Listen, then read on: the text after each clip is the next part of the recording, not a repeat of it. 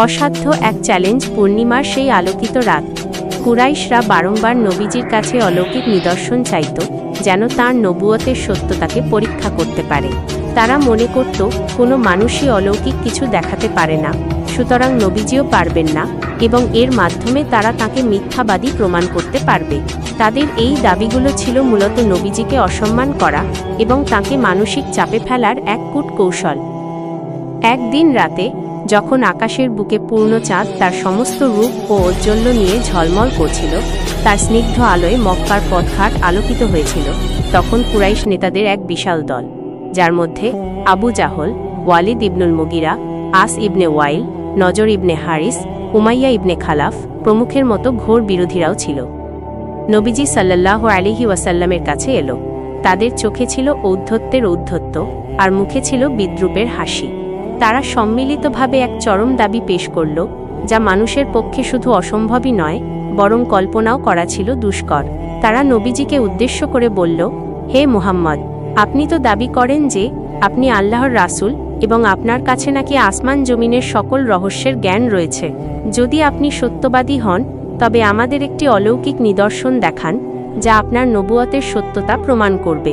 এই যে দেখুন, এই পূর্ণ চাঁদ। আপনি যদি পারেন, তবে আমাদের সামনে এই চাঁদকে আপনি দুভাগে বিভক্ত করে দেখান, এক ভাগ এক পাশে এবং অন্য ভাগ আর এক পাশে। যদি আপনি এটা করে দেখাতে পারেন, তবেই আমরা আপনাকে বিশ্বাস করব।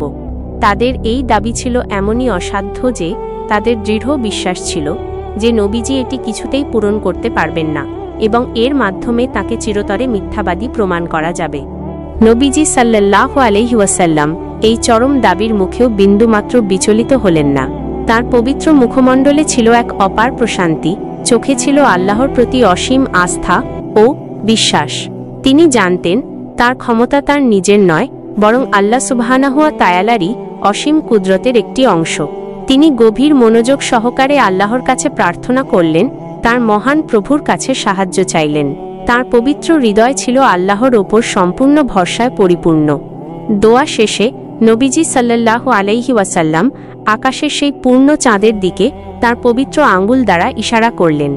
তার আঙ্গুল যেন ছিল আল্লাহরই ইশারা, যা মহাবিশ্বের সকল নিয়মকে মুহূর্তেই বদলে দিতে সক্ষম। আর তখনই উপস্থিত সকলের চোখের সামনে ঘটল মহাজাগতিক এক বিস্ময়কর ঘটনা, যা কিয়ামত পর্যন্ত মানব জাতিকে হতবাক করে রাখবে। মুহূর্তের জন্য যেন সমগ্র বিশ্ব থমকে গেল। মক্কার রাতের সেই শান্ত পরিবেশ ভেঙে গেল এক সম্মিলিত বিস্ময়ের চিৎকারে, যা অবিশ্বাসী ও বিশ্বাসী সকলের মুখ থেকেই বেরিয়ে এসেছিল। তারা স্পষ্ট দেখল, আকাশের সেই সুবিশাল উজ্জ্বল চাঁদটি হঠাৎ করেই মাঝখান থেকে দুই ভাগে বিভক্ত হয়ে গেল। এই যেন কোনো নিছক জাদু ছিল না, কোনো চোখের ভ্রম ছিল না, কারণ এটি ছিল এতটাই স্পষ্ট ও বাস্তব যে কেউ তা অস্বীকার করতে পারছিল না।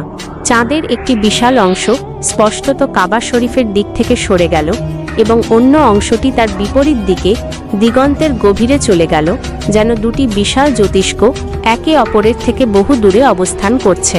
তাদের মাঝখানে সৃষ্টি হলো এক বিশাল কালো শূন্যস্থান, যা দেখে মনে হচ্ছিল চাঁদ যেন সম্পূর্ণ অনুপস্থিত, কেবল তার দুটি সুবিশাল খণ্ড আকাশের দুই প্রান্তে ভাসছে।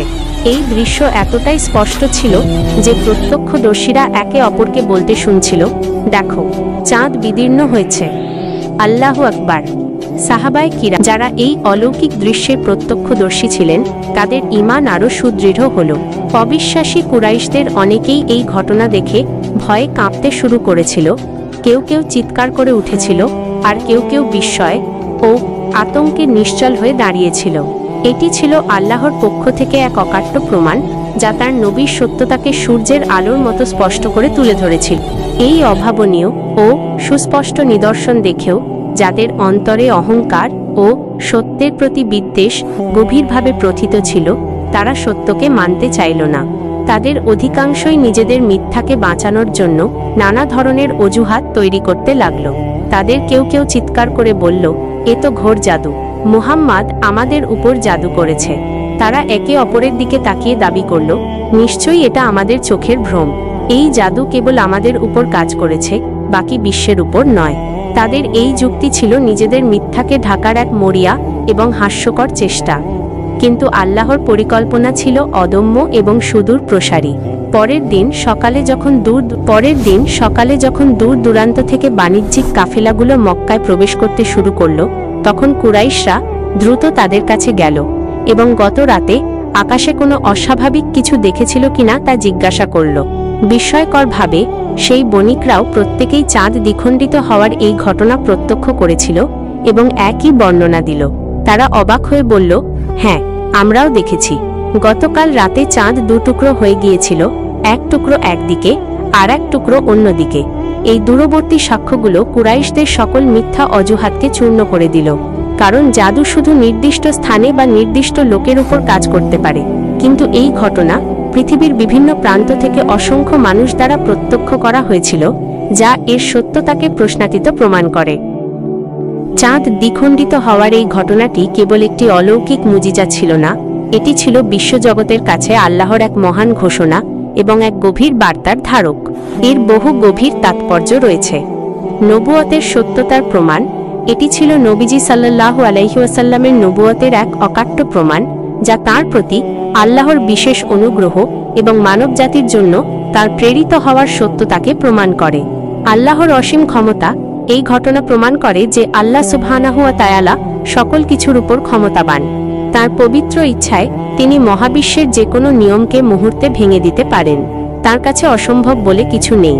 কিয়ামতের নিদর্শন। এটি কিয়ামতের অন্যতম নিদর্শন হিসেবেও বিবেচিত হয়, যা মানবজাতিকে শেষ সময়ের আগমন এবং পরকালের হিসাব সম্পর্কে সতর্ক করে। ঈমানের দৃঢ়তা বৃদ্ধি। যারা এই ঘটনায় বিশ্বাস স্থাপন করেছে, তাদের ঈমান আরও সুদৃঢ় হয়েছে। এটি বিশ্বাসীদের জন্য এক বিশাল অনুপ্রেরণার উৎস, যা আল্লাহর কুদরত এবং নবীজির মর্যাদার প্রতি তাদের বিশ্বাসকে আরও গভীর করে। আমাদের প্রিয় নবী হযরত মুহাম্মদ সাল্লাল্লাহু আলাইহি ওয়াসাল্লামের জীবন ছিল অসংখ্য মুজিজা ও অলৌকিকতায় পরিপূর্ণ। কিন্তু চাঁদ দ্বিখণ্ডিত হওয়ার ঘটনাটি ছিল সেই মুজিজাগুলোর মধ্যে অন্যতম, উজ্জ্বলতম এবং সর্বজনীন নিদর্শন। এটি তার অতুলনীয় মর্যাদা, তার প্রতি আল্লাহর অসীম ভালোবাসা এবং তার শ্রেষ্ঠত্বকে আরও স্পষ্টভাবে তুলে ধরে। এই ঘটনা আজও আমাদের হৃদয়ে এই বিশ্বাসকে দৃঢ় করে যে আল্লাহর কুদরত অসীম এবং তার রাসূলের মাধ্যমে প্রকাশিত প্রতিটি নিদর্শন সত্যের এক জ্বলন্ত প্রমাণ। এই মহাবিস্ময়কর ঘটনা আমাদেরকে আল্লাহর প্রতি আরও বেশি বিনয়ী হতে এবং তার রাসূলের দেখানো সিরাতুল মুস্তাকিমের পথে চলতে অনুপ্রাণিত করে।